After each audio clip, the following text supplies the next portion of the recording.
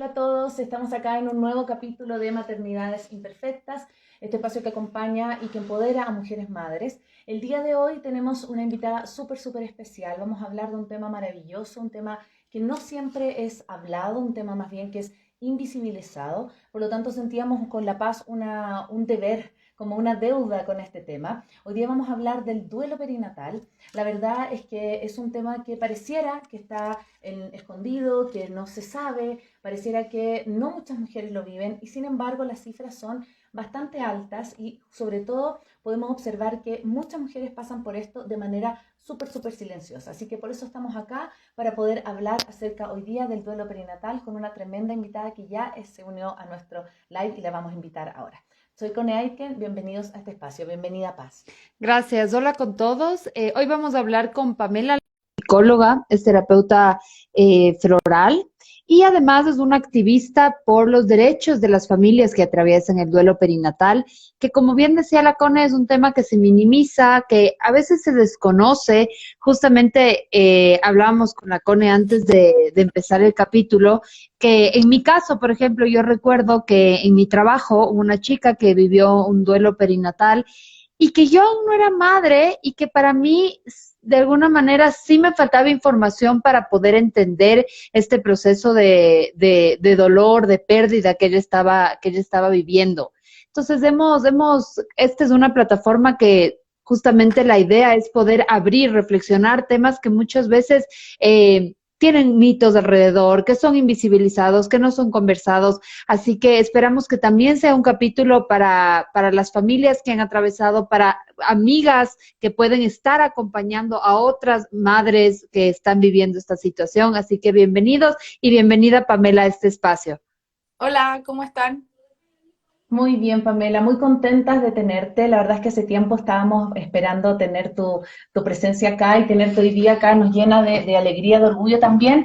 Vamos a hablar luego de una semana que fue muy importante para la ley Dominga, que es algo que también vamos a hablar el día de hoy, una semana súper crucial.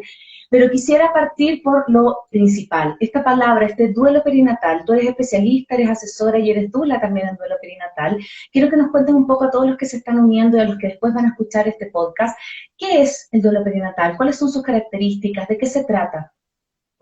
Bueno, primero abordar el concepto de duelo perinatal tiene que ver con bebés que generalmente en gran parte de los países son considerados desde las 22 semanas. Por lo tanto, de lo que habría que hablar siempre o tratar de hablar siempre es de duelo gestacional y perinatal para así incluir todas las edades gestacionales dentro del proceso de duelo, ¿ya? Entonces, eh, dentro del duelo gestacional y perinatal se comprende la muerte intrauterina o al poco tiempo de nacer del bebé y de esta manera se suscribe a uno de los procesos de duelo más difíciles que una mujer o familia puede experimentar. Dentro de los principales dolores que vive el ser humano está la muerte o el quiebre de una relación de pareja, pero la muerte de un hijo, sobre todo cuando uno no lo espera, significa un proceso que en este caso en particular es bastante distinto, porque además de estar en un proceso de duelo como el de como de la muerte de cualquier ser querido, estamos en un proceso interno neurohormonal que nos predispone de una manera distinta. Entonces, Mm, la mujer que está en duelo y que ya está de varias semanas de embarazo, sobre todo, imagínense, segundo y tercer trimestre, está con un revuelo hormonal, ¿ya? Totalmente. Que al momento de vivir el duelo, las hormonas, oxitocina, prolactina, le dicen una cosa, pero está en un estado emocional de cortisol alto. claro. Entonces tenemos a una mujer que está viviendo finalmente una situación en donde su cuerpo le está diciendo cosas contradictorias, ¿ya? Y entonces eso se vive de una manera muchísimo más intensa que si fuese un duelo en características normales, sin estas Claro. neuronas. implicadas. Por lo tanto, esa es la gran dificultad que tenemos frente al duelo gestacional y perinatal. No es un duelo cualquiera, es un duelo y un puerperio, y por lo tanto se tiene que trabajar desde una mirada holística y ecosistémica. Ujú. Pamela, cuéntanos un poco qué es lo que quiero saber el motor interno. ¿Qué es lo que a ti te ha llevado a acompañar a mujeres que están atravesando esto? Y no solo acompañar, sino también hacer una voz para que se pueda visibilizar sus demandas, sus necesidades, del espacio de contención que necesitan tanto ella como sus familias. ¿Cuál ha sido como el motor de tu trabajo? Bueno, mi motor se llama Julieta Luz. Es un bebé que murió a las 9 semanas de gestación, que tuve el 2015.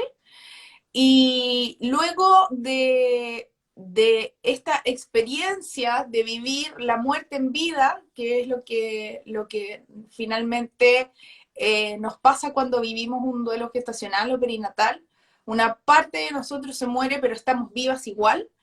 Entonces, llega un momento de transformación tan profundo que tú tienes claramente dos caminos. O haces como que no mucho ha pasado, sigues adelante, te lamentas y te duele la pérdida, aunque a mí no me gusta principalmente llamarle pérdida, pero para que se entienda el concepto. O tienes el camino de resignificar la venida de ese o esos bebés y darle una transformación total a tu vida. Y ese fue el camino que decidí tomar yo. A mí la Julieta me cambió, me hizo conectarme con mi propósito de vida. Me di cuenta que mi propósito de vida estaba ligado al duelo gestacional, perinatal, estaba ligado al sueño infantil. Fue una misión clara que ella me entregó. Yo venía teniendo un camino espiritual bastante intenso hace varios años ya, pero con la llegada de ella fue como el elevarlo a un nivel 2.0. Entonces, empecé a tener conexiones espirituales mucho más profundas conmigo misma, incluso de sentir que pude en un minuto conversar con ella. Y todo eso me llevó a decir, esto que nos pasa a tantas, a una de cada 4 mujeres a nivel mundial, y una de cada una mujer cada 16 segundos alrededor del mundo está viviendo un duelo gestacional. Cada 16 segundos hay un bebé que se muere, ¿ya? Wow. Entonces, cuando tú lo piensas así, dices, no puede ser normal que se ejerza violencia obstétrica o que se invisibilice un dolor tan grande y de estas características tan particulares como las que les mencionaba anteriormente. Entonces, en base a eso, yo dije, si yo no quiero ser invisible para la gente que me quiere o para la gente que me pregunte, no quiero que tampoco le pase a alguien más. Y me puse a hablar de mi proceso, me di cuenta de que en un principio era difícil, pero seguía haciéndolo igual. Y en la medida que fui hablando, me fui dando cuenta, estos últimos 2 años, diría yo, que la gente empezó a hablar más. Y hoy día estamos en un momento histórico, porque de hecho hoy día mismo estuve dando una charla para el Chile Crece Contigo, para su programa piloto de duelo gestacional, donde se va a capacitar a más de 40 hospitales a nivel país. Y me pidieron hacer una charla motivacional. Y fue muy bonito estar ahí con 190 personas que tienen ganas de saber de duelo gestacional, perinatal, de entender cómo acompañar a la familia, de saber que esa primera impresión que van a vivir las familias la van a vivir con ellos o con ellas, con las matronas, con los gines, con los TENS, con el administrativo que está ahí, y que lo que le diga o lo que haga o cómo se comporte verbal o no verbalmente va a impactar directamente en cómo se viva el duelo esa persona después. Voy a recordar de por vida lo que ese enfermero me dijo cuando me abrazó y me dijo, a mí me pasó lo mismo. Y eso me va a dar fuerza para después tener un duelo más saludable. Entonces, cuando uno lo comprende así, se da cuenta de que todas debiésemos estar mucho más conectadas con este tema tan común, tan habitual y tan doloroso. Y eso fue lo que me motivó a ponerme a hablar y a encontrarme con muchas personas como yo. Me encanta, Pame, porque creo que se hable. Eso que tú dices que es súper importante. Yo en algún momento hice una obra de teatro que decía en una parte del texto que siempre me voy a acordar, que decía cuando se muere tus padres te llaman huérfana, cuando se muere tu esposo te llaman viuda, pero cuando se muere tu hijo no te llaman porque eso no tiene nombre. Eso ni siquiera está en el lenguaje, no hay una palabra, ¿sí? Y lo que no se nombra o lo que no prácticamente nosotros como seres humanos lo obviamos, ¿no? No existe. Entonces, ¿cuál es la importancia que crees tú, Pamela, este momento que tú dices que es histórico también? Yo concuerdo contigo, es esta necesidad de hablarlo, porque cuando nosotras también nos convertimos en mamá, de repente tú conversabas con amigas y más de una, no, yo también tuve una pérdida, no, yo perdí. Y tú decías, pero esto es mucho más común de lo que uno cree, lo que pasa es que no se habla. ¿Por qué crees tú que pasa eso? ¿Por qué crees que hasta este momento se ha visto tan invisibilizado o no se comenta tanto? Bueno, de partida porque la muerte en general es tabú en nuestra cultura. Mm, En general en culturas como o la cosmovisión mapuche, la cosmovisión azteca, mexicana, sí es mucho más visibilizado la muerte como un proceso, como un rito de paso dentro de la vida.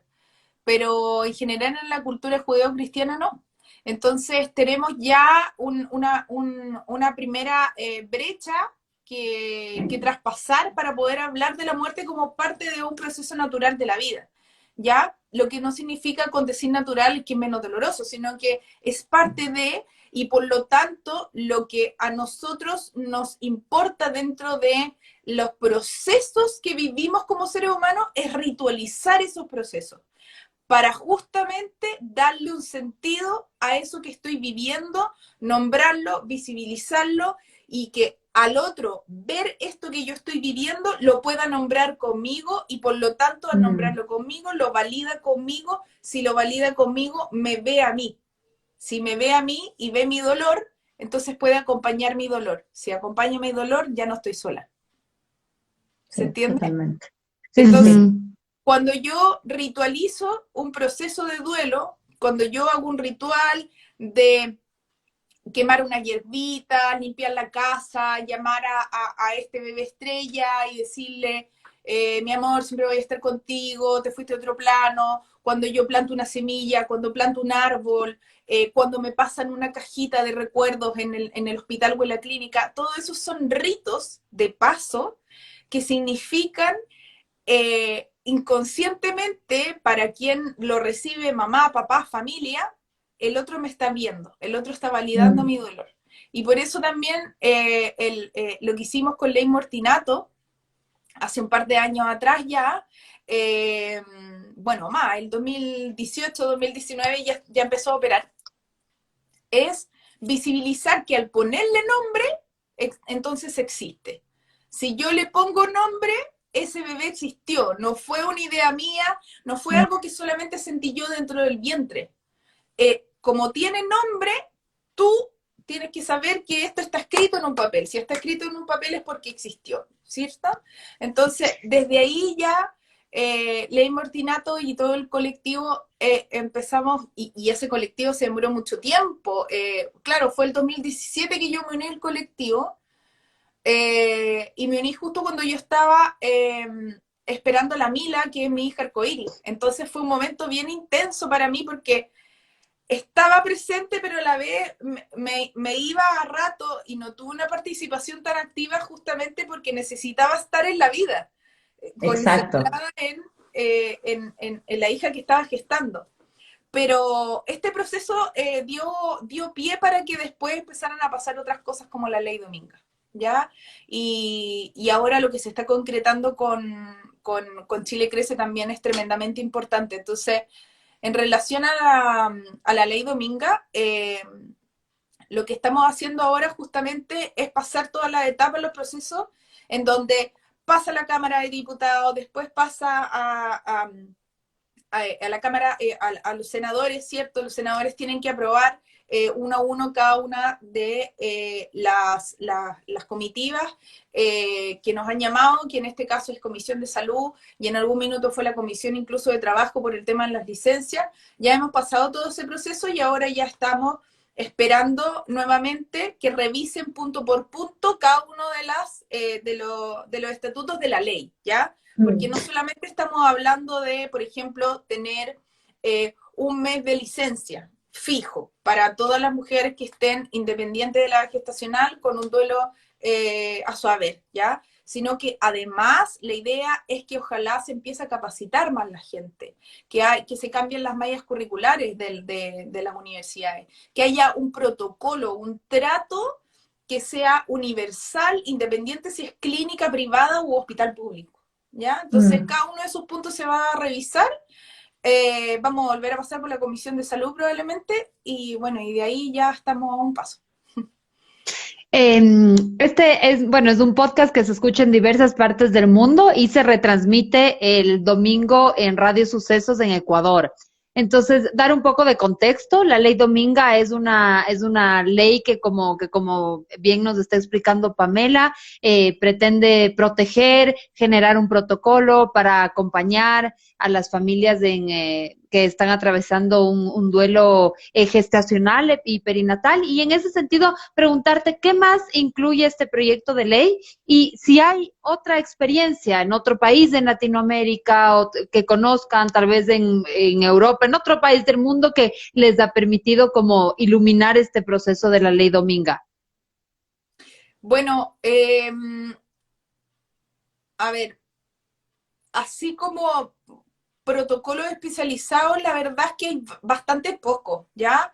En España hay un movimiento bien grande, con una manita, con Red Hueco en mi vientre, el mismo Instituto Europeo de Salud Mental Perinatal, también tiene grandes profesionales ahí que han visibilizado enormemente el duelo gestacional.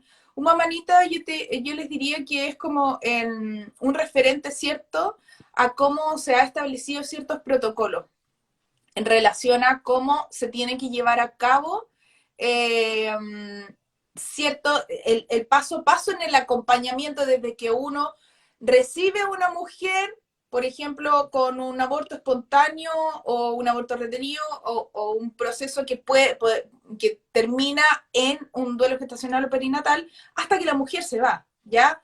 Todo eso debiese estar protocolarizado. Pero el último estudio que llevó a cabo Amanita, que duró 3 años el estudio, se encuestó a más de 700 mujeres, se dieron cuenta de que igual siguen habiendo muchos hospitales que todavía no están con un protocolo adecuado. Hay algunos países que tienen licencia establecida para la muerte gestacional y perinatal para las mujeres y las parejas, pero protocolos propiamente tal, de manera universal, no existen en un país así como para todas las clínicas y hospitales.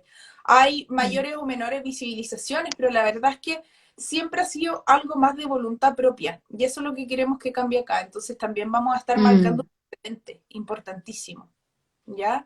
Sí, Así que básicamente es eso, la ley Dominga busca instaurar un protocolo universal para el trato al duelo gestacional y perinatal en toda la etapa en la que la mujer, familia, se encuentre dentro del recinto hospitalario. Sí, yo quiero, antes de continuar con la ley Dominga, bueno, agradecerle a todas las personas que nos están escuchando, que están uniéndose a esta transmisión y también que nos van a escuchar en vivo el domingo a través de Radio Sucesos. Pamela, quería como ahondar en algo que a mí me parece súper importante de esta ley, que, bueno, son dos cosas que a mí me llamaron mucho la atención. Una es el tema de capacitar al personal, tú decías, bueno, a las matronas, a los GIN, a los TENS, en habilidades emocionales, en empatía, en un buen trato, en que sepan qué decir y cómo decir, porque estamos en un espacio súper, súper vulnerable y como, obviamente, poder comunicar más las noticias, poder hacerlo de manera empática y cercana, pero quisiera que profundizaras más en eso. Y lo otro que a mí también siempre me ha llamado la atención, yo soy hija de ginecólogo, entonces yo he escuchado siempre, mi papá, cuando me acuerdo que de repente lo llamaban en la noche y me decía, voy a hacer un raspaje, me decía. Y yo no sabía lo que era eso. hace mucho tiempo. Y después yo pensaba, pero yo decía, es una vida, es alguien que no, que perdió a su hijo, decía. Entonces, pero eso lo veo ahora. Entonces yo decía, como hay una cosa como quizás tan coloquial en el equipo médico, como sí, vamos a hacer, y estás hablando de una familia que perdió un bebé, ¿sí? Así como también, que lo que tú comentabas al inicio, que muchas de las mamás que tienen a lo mejor un duelo perinatal, están en las mismas piezas, en las mismas habitaciones que las mamás que están dando a luz. Entonces, cuéntanos un poquito más de estos, que no son detalles, ¿no? Que marcan una gran diferencia después en el trato a este tipo de procedimiento. Bueno, eso es algo que lamentablemente sigue ocurriendo a diario en muchas clínicas y hospitales alrededor del mundo. Como no hay un protocolo, entonces no hay un ala especializada, ¿cierto?, para tener a todas las mujeres que están viviendo un duelo gestacional o perinatal. Ahora, con respecto un poco como a la primera pregunta, si me la pudiera repetir, que El era... tema de educar y capacitar emocionalmente al equipo médico que está acompañando. Bueno, primero porque los profesionales llegan a estudiar una carrera de salud porque tienen ganas de ayudar. O sea, no es algo que en verdad eh, sean personas frías de corazón o no tengan la empatía necesaria, sino que en el camino y debido a la falta de estudios, a la falta de malla curricular en relación a las habilidades blandas, ¿cierto? A cómo dar una mala noticia, a cómo procesar yo como profesional de la salud, lo que a mí me pasa cuando yo estoy acompañando un duelo. Mm, Como no hay eso, no les queda otra que o tener sus propias herramientas emocionales en base a sus valores, a su familia, a cómo su claro, familia ha gestionado la muerte, etcétera, etcétera, sus propios duelos, sus propias muertes, sus propias pérdidas, cómo ellos o ellas lo han procesado. O sea, si Juanita Matrona, tengo serias dificultades para terminar mis relaciones amorosas y las vivo como un duelo tremendo, probablemente me va a costar mucho más acompañar un duelo que una persona que, por ejemplo, ha tenido la muerte de su abuelita y lo normalizaron dentro de la casa y le explicaron y nunca le dijeron, no, mi amor, si la abuelita se fue a pasear y vuelve, ¿ya? claro. Entonces, tiene que ver un poco con eso. Primeramente, como no tienen las herramientas, empiezan a buscar las propias herramientas. Pero las mujeres nos vemos en una cultura patriarcal en la que también para poder surgir como matronas o como ginecólogas a la par de un ginecólogo hombre, tienen que hacer de tripas corazón. Y las mismas Sí, ginecólogas... como más. Mm. Entonces, yo con dos amigas más creamos la primera formación chilena en duelo gestacional y maternidad arcoíris, que se llama Duelo y Arcoíris, ¿ya? Y tenemos varias ginecólogas ahí, este es el primer año que iniciamos la formación, y las ginecólogas nos han dicho eso. No nos quedó otra en el camino, en el proceso a terminar la carrera, de eh, no mostrar tanta sensibilidad, porque si no, nos miraban en menos. Y no nos llamaban para los altos cargos y no nos llamaban para las cosas que a nosotros nos interesaba después aportar. Entonces, Mm.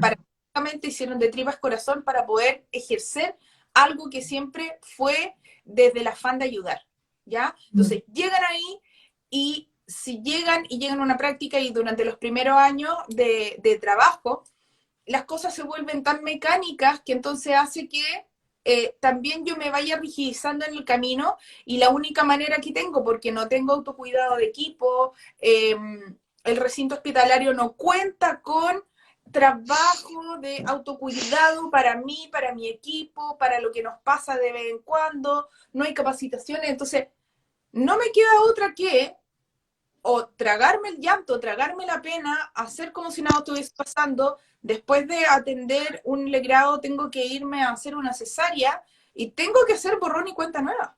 Claro. Imagínense eso durante años, sistemáticamente, todos los días. Entonces, Mm. yo empatizo tremendamente con los profesionales de la salud que acompañan de Mm. cerca, porque a mí me llegan las pacientes cuando quieren ayuda. Entonces es distinto, ¿ya?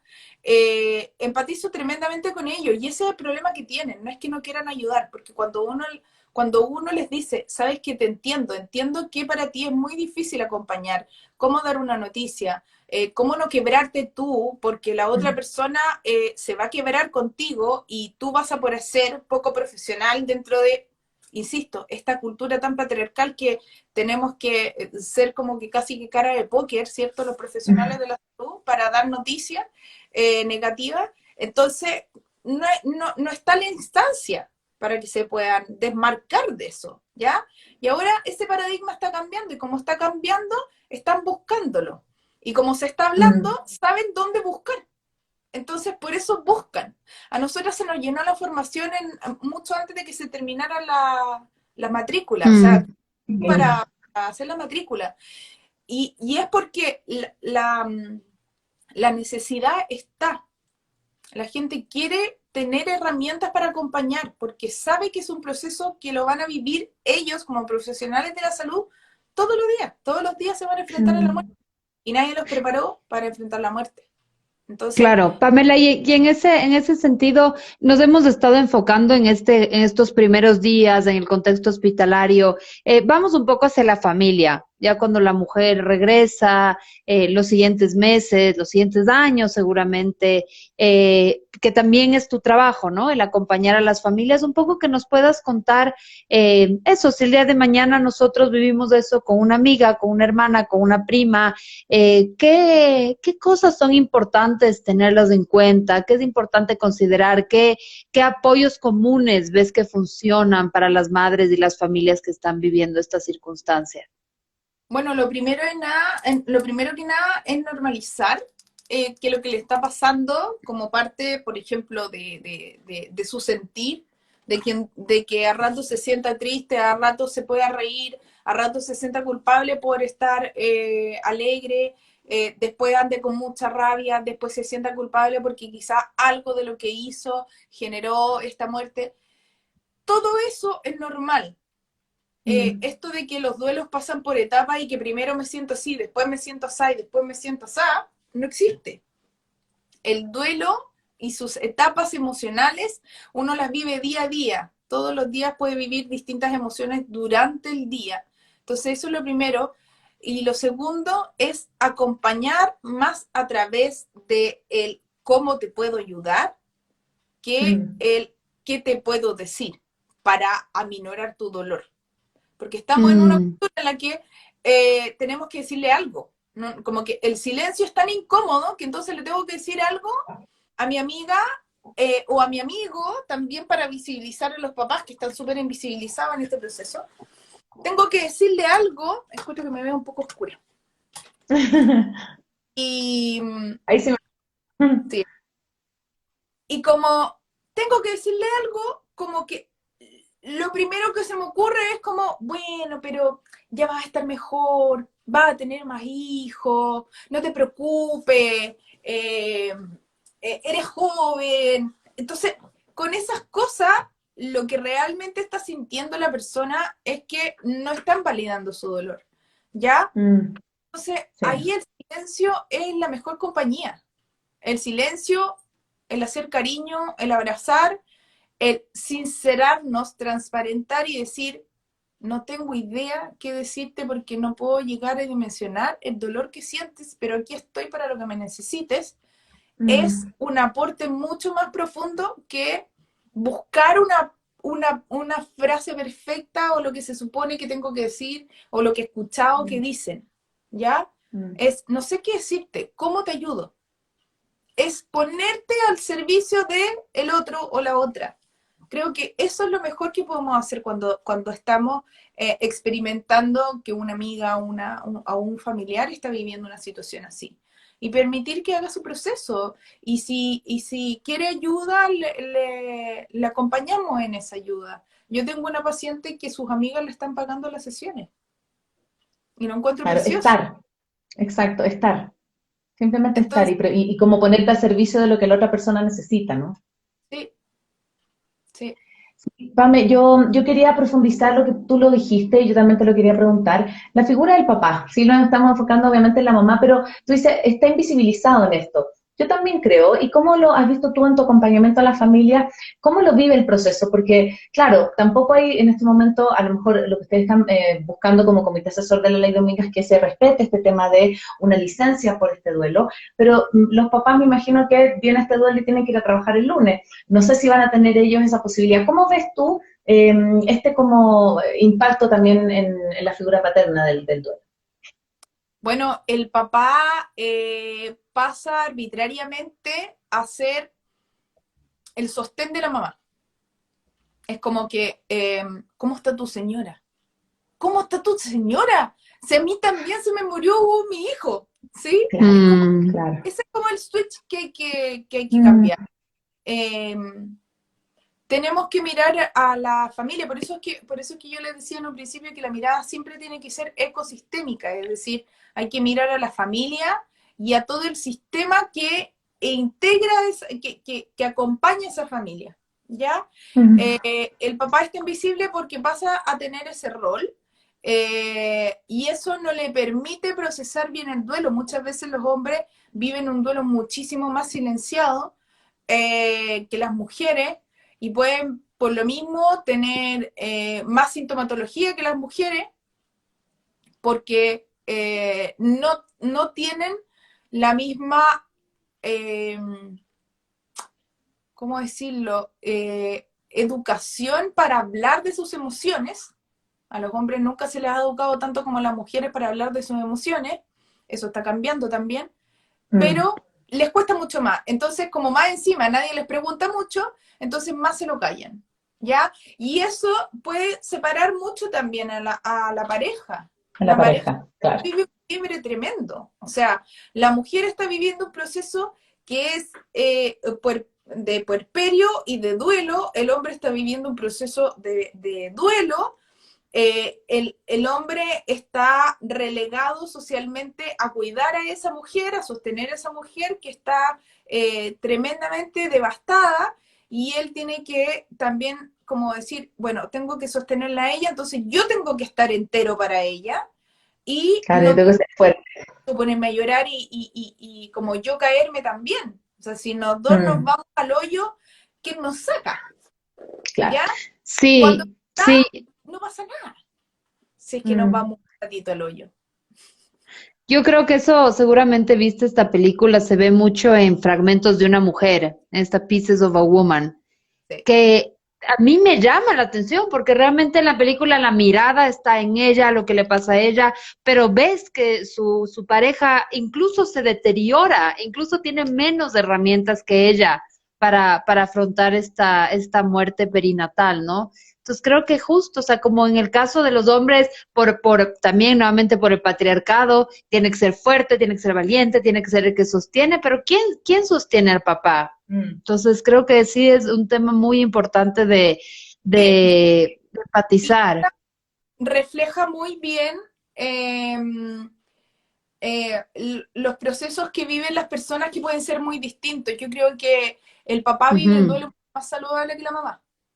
Mm, ujú, ¿Por qué? Porque se atreve a hablarlo, quiere llorar. No quiero hacer tanto spoiler, eh, ujú, Beata. pero de verdad, véanla. Creo que Mm, el rol sí, el rol que tiene el papá, que tiene el hombre en esa película, está súper llevado en menos, está súper ninguneado y no, la verdad, exacto. no me gustó cómo abordaron al hombre en esa película. Me quedé con una sensación amarga, creo que se le podría haber sacado mucho más provecho. Eh, sí. pero la mujer, ahí se ve como la mujer dice, ok, vamos, para adelante, vamos.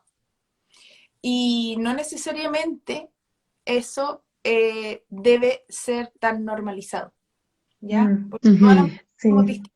Puede que 5 años más tarde totalmente. pase algo en relación a este tema o no, pero no tenemos cómo saberlo, entonces es complicado de repente cómo normalizarlo.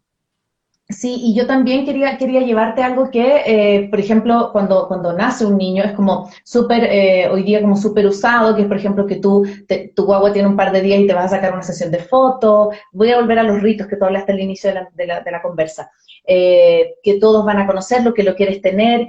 Entonces, yo creo que hoy día, sí pudimos, gracias a Maternidad Imperfecta, conocer varias mujeres que se dedican en España, alrededor del mundo, hacer estas fotografías de duelo perinatal. Entonces, hacen un cierre y un rito posterior. Si la familia, por ejemplo, tiene un hijo o una hija pequeña, las fotos también sale el hermano, lo simbolizan a través como de un zapato o de una ola de mar, lo que sea. Y también como que me parece súper importante que esos espacios existan, así como también si tu guaguita alcanzó a vivir 1, 2 horas, lo que sea, tenerla. Hay muchas mamás que en los testimonios dicen, a mí me la arrebataron y me dijeron que se había muerto después, pero qué importante a lo mejor es decir, bueno, yo quiero sostenerla, el rato que haya sido, mirarla, olerla, tener un contacto físico con ella. ¿Cómo ves, Pamela, la importancia de estos ritos? Como que los podríamos tener nosotros, obviamente, con niños que nacen en este tema del duelo perinatal. Sí, bueno, ahí entre España con la Norma Grau y también en Argentina algunos movimientos en relación a ese tema, como a los ritos y a los acompañamientos también ahí con la Natalia Novaro. Eh, Son tremendamente importantes y como bien decía en un principio, pueden marcar un antes y un después. Hay algunas intervenciones que están en YouTube, de hecho, sobre acompañamientos de parto en duelo de Estados Unidos y que son muy bonitas porque ahí se ve cómo todo el equipo profesional da el espacio para marcar las huellas, acompañar a esa familia. Hay un video en particular que la mamá con la hija mayor y esta bebé que falleció intrauterinamente se visten de la misma manera, se sacan fotos y luego después de eso yo me quedo con todos esos recuerdos en el alma, en el corazón, en mi Claro. mente. Entonces, después yo recurro a esos recuerdos. Tengo algo tácito, algo concreto de qué aferrarme cuando me acuerde y cuando me duela no tener a mi hija o mi hijo presente. Entonces, para eso sirven estos ritos justamente, para saber saber cosas concretas, recuerdos concretos a los cuales aferrarme. Ver a los bebés, la verdad es que los estudios que se han hecho varios estudios al respecto, y todos tienden a concluir que es más beneficioso a la larga dar el espacio para que la mamá ojalá pueda verlo o tocarlo o tomarlo en brazos que no. Porque después Mm, las mamás, si se arrepienten, no van a poder hacer nada. ¿Sí? Si exacto. dan ganas de conocer, de tener el recuerdo de su carita, no van a poder tenerlo. ¿Sí? En cambio, claro, es un momento difícil y muchas veces, debido al shock, requiere harto tiempo, como horas, de que la mamá vaya decantando y uno le dé el espacio. Y a veces el problema es que en los hospitales y en las clínicas, como funcionan tan rápido, los Mm, profesionales de la salud se ven entrampados en que no le pueden dar ese espacio, ese tiempo a las familias para que hagan ese proceso. Pero por lo mismo, mm. justamente tiene que haber un protocolo para que entonces tengan otros tiempos, otro ritmo, otro tempo para Exacto, poder Claro. ese Y, acompañamiento. y en ese sentido, por ejemplo, ¿qué propone la ley Dominga sobre los rituales fúnebres? Sobre el poder enterrar, el poder hacer un rito de despedida, digamos, en el caso que el bebé haya nacido. O en el caso de que, no necesariamente que haya nacido, sino ¿qué ocurre con ese cuerpo? Mm. Bueno, la entrega arbitraria del cuerpo, o sea, siempre tener la posibilidad de decidir. Muchas veces en las pérdidas gestacionales tempranas, el bebé es tomado como un desecho orgánico y no es Ujú. mencionado a las familias de que pueden contar con sus restos, ya con su cuerpo, y simplemente lo consideran un desecho orgánico. Entonces, la idea es que no, que haya un certificado siempre de defunción y la familia pueda decidir qué hacer con los restos de su bebé, ¿ya? eso es súper importante. Ahora, en relación como a los ritos, la idea es dar el espacio para que cada familia, de acuerdo a su credo, tenga el espacio para despedir a su bebé como le haga más sentido. Mm. Más allá de eso, la verdad es que eh, en una primera instancia, en esta primera instancia, que es sacar el proyecto de ley y que sea ley, no hemos podido ahondar tanto en el paso a paso porque eso sería como parte de la segunda etapa una vez que la ley esté establecida. Ahí vamos a poder protocolarizar un poquito más y dar un detalle más acabado de cómo podría ser eso. Pero sí está estipulado dentro de que se permita un espacio cómodo, digno, dentro del hospital o del recinto hospitalario para que la familia tenga un rito mortuorio, un espacio para despedir. Ujú. Pame, ¿cómo has visto la llegada de esta ley? O sea, ¿cómo has visto en la sociedad que ha repercutido? Porque yo creo que muchas mujeres, a lo mejor, en muchas familias, muchas personas se han enterado de que existe esto, de que está este duelo, de que tiene un nombre, de que tiene un protocolo, de que tiene una manera de tratar a través de la ley Dominga. Entonces, ¿cómo has visto que han tenido ustedes el impacto no solo en los parlamentarios, sino que también en la sociedad civil? Yo sé que tú formas parte de este comité asesor, de este comité técnico, pero ¿cómo has visto esta llegada? Porque me imagino cuando algo sale a la luz, empiezan a aparecer mujeres que a mí también me pasó, a mí también me pasó. ¿Cómo has visto esta tribu, esta comunidad que se empieza a armar? ¿Hayan o no tenido pérdidas perinatales? Porque me imagino que también es un tema convocante como sociedad. Bueno, en redes sociales, las chicas de Ley Dominga que están detrás de las redes sociales, como sosteniéndola, les llegan testimonios todos los días. Y se ha tenido que armar una red de apoyo Mm, frente a eso. Entonces, hemos tenido también reuniones donde las psicólogas del equipo, dado ciertas directrices y capacitado un poco a las mujeres que están detrás de las redes sociales para saber cómo acompañar y hasta dónde acompañar y cuándo derivar. Porque también, como está tan invisible, eh, entonces es difícil que no ocurra esto como de que encontré el lugar donde me puedo desahogar y me empiezo a desahogar, ¿ya? Y claro. todos vamos hacia ese lugar porque es el único lugar donde yo sé que me van a escuchar y me van a entender. Entonces Mm, empezó a pasar eso. Mucha gente empezó a escribir, ¿no? Como Ley Dominga, a mí todos los días me llegan comentarios de mujeres que me dicen, estoy transitando un aborto retenido, me mandaron a la casa, ¿qué puedo hacer? Eh, Tengo una amiga que acaba de sufrir una pérdida, ¿qué le digo? ¿Cómo la acompaño? Entonces, la gente ya está queriendo saber qué hacer, está queriendo mm, apoyo y está queriendo también saber cómo ayudar.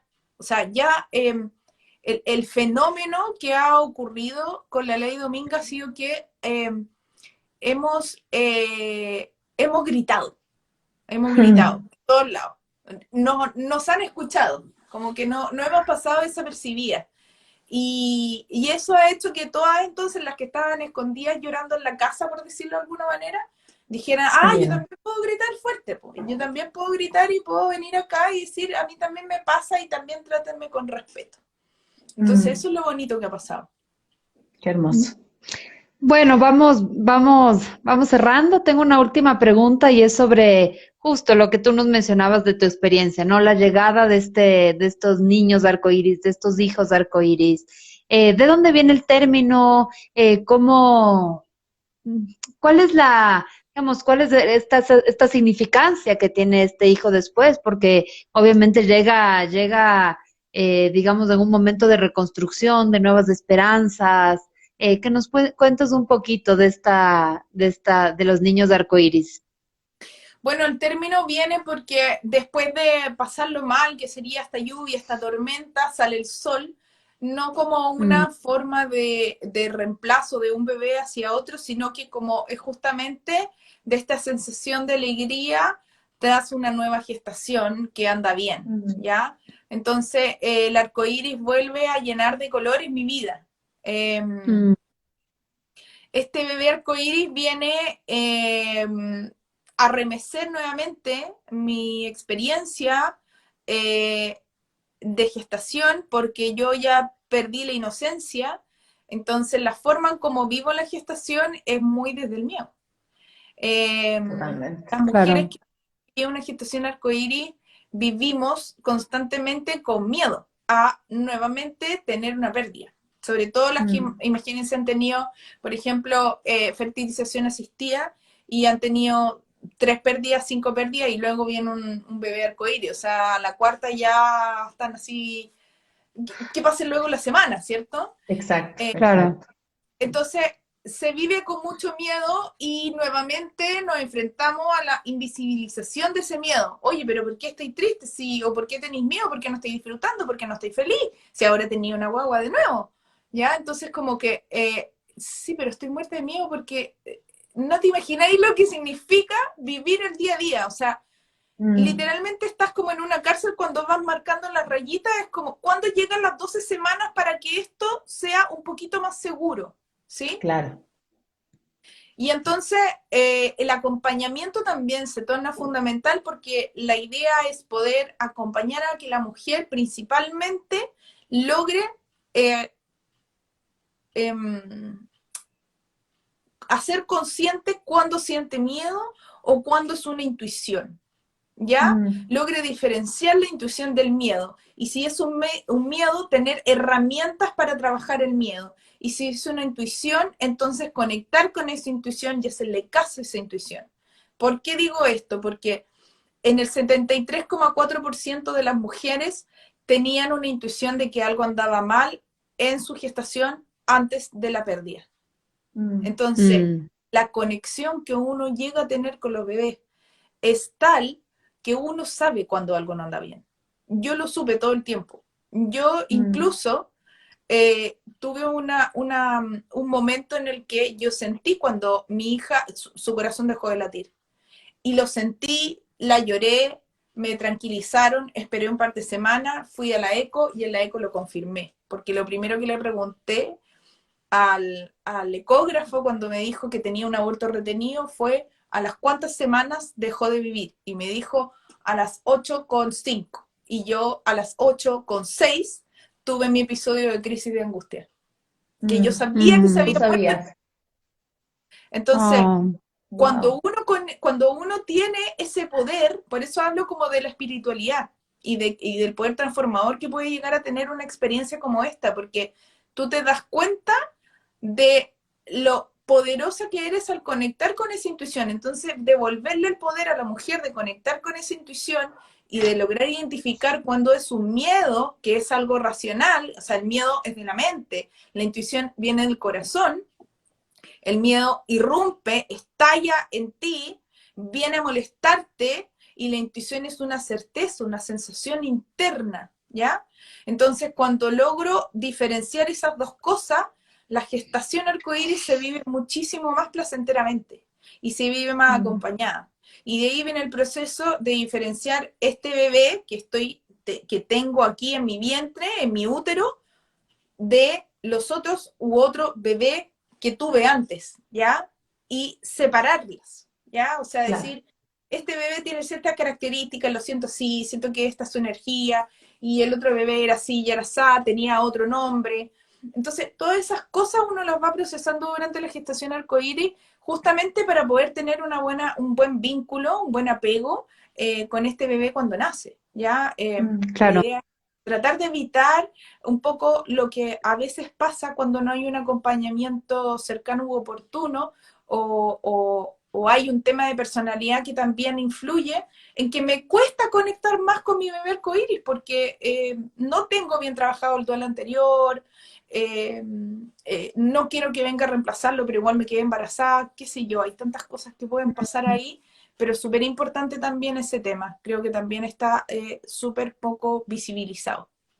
Sí. Mm. Yo quiero agradecerte, bueno, en nombre de la paz y mío, como sobre todo de esta entrevista tan íntima, tan desde tu experiencia, que yo creo que es como la pregunta que hizo la paz, ¿desde dónde nace esta fuerza, este deseo por acompañar a familias en este tema del duelo? Y me encanta porque nace desde tu vivencia, pero para poder que no las callen más. Esa frase me queda súper grabada, Pame, y nosotros siempre cerramos nuestros capítulos con 3 ideas fuerza. Entonces la idea es que La Paz, tú y yo, cada una diga con lo que se queda, con algo así que le resonó del capítulo. Así que Paz, si quieres comenzar tú. Sí, bueno, a mí me gustó mucho esto de hacer material estos intangibles tan importantes, ¿no?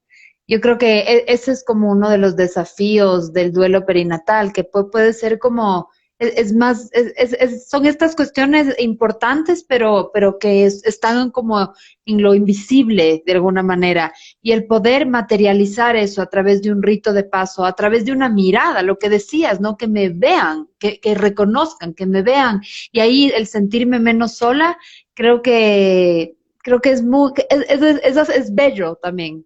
Es doloroso, pero es bello de alguna manera. Esa es mi idea fuerza. Yo me quedo con la fuerza de ustedes, tuya, de las chiquillas que están detrás de la Ley Dominga. Me quedo con esa fuerza para que no las callen más, me quedo con esas ganas de gritarle al mundo que esto está pasando. Y me quedo con esto de que si no se habla, sigue invisibilizado. Entonces, como con la necesidad de hablar de esto, así como yo puedo hablar de un nacimiento que llegó a término, que nació el bebé, la niña, el niño, también yo tengo que hablar de estos niños que no llegaron, su vida no llegó a término, porque es súper importante para las familias que eso ocurra.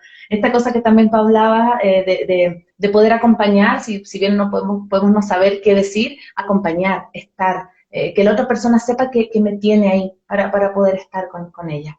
Así que con eso me quedo. Tú, Pamela, ¿con qué te quedas de este capítulo?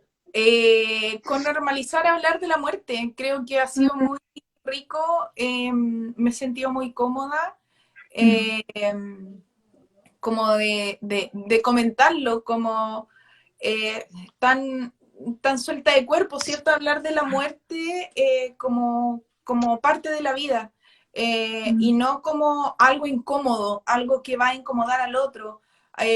Lo que yo diga o lo que yo haga puede hacer sentir al otro incómodo y entonces por eso yo me callo y me guardo lo que yo estoy sintiendo. Creo que es lo más importante que en estos procesos hablemos y que si al otro le pasan cosas que el otro me va a decir, no sé qué decirte, pero hacer algo con esa incomodidad. Esa incomodidad me está diciendo algo y me puede generar un cambio también en mí. O sea, yo como amiga de alguien que está viviendo un duelo, si me incomodo, lo observo en mí, lo trabajo en mí, pero acompaño en silencio si es que eso es lo que me acomoda más, porque hablar quizás es mucho para mí, pero lo trabajo en mí. Y eso entonces da cuenta de que esa vida de ese bebé también incluso me pudo haber llegado a cambiar a mí, porque al trabajarlo me convertí en mejor persona. Sí, qué lindo, Pame. Yo quiero agradecerte y también poner a disposición este canal para lo que necesiten en la Ley Dominga, como de visibilizar, porque en Ecuador no está, entonces sabemos que en Chile está, pero es importante que se sepa en Latinoamérica, que se pueda replicar a nivel mundial, porque sentimos que es un tema tan importante. Les queremos recordar que este capítulo, bueno, va a quedar colgado en Instagram Live y queda este domingo retransmitido a través de Radio Sucesos, y en unos 3 días más también va a estar en formato podcast. Así que muchas gracias, Pame, por tu experiencia, por acompañarnos, y gracias a todos los que hoy día estuvieron con nosotros. Muchas Muchas gracias. ver los comentarios, pero muchas gracias a todas las personas que se conectaron y a todos los que están apoyándolas y los que están apoyándonos como Ley Dominga y a toda la gente que está detrás de esto. Así que gracias a ustedes, chiquillas, por la conversa y estamos viéndonos. Gracias, sí, de Gracias, todas maneras. Pamela. Chao, chao, cuídate. Chao. Chao.